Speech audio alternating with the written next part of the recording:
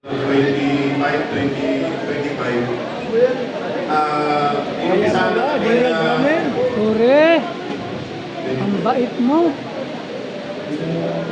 ano po kami kausapin ni General Toy po para bigyan po ng mga offer po, katulad po ng cellphone ko, ito po yung cellphone na nakuha ko.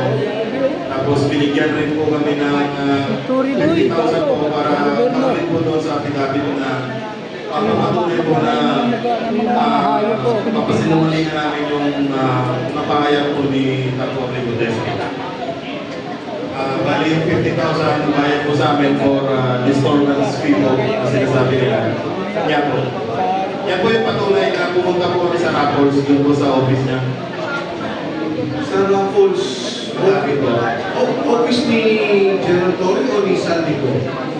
Yun din po ni Boss, ginagawa niya pong office po. Kasi nandun rin po yung sekretary niya po si Annalisa Gaspar po. Sa sekretary nino?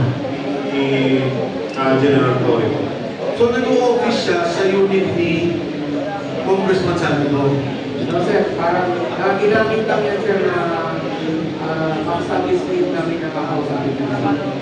Diyan kayo nag-set ng meeting. Yung time kasi niyan, sir, hindi rin namin alam kasi nakakala namin sila pa ni dating speaker kasi Bosang Yung pala, ginagawa ko na sir. Kaya nakakala namin si Boss pang Tore, ang bait mo. para ma-hold the line kami. Para hindi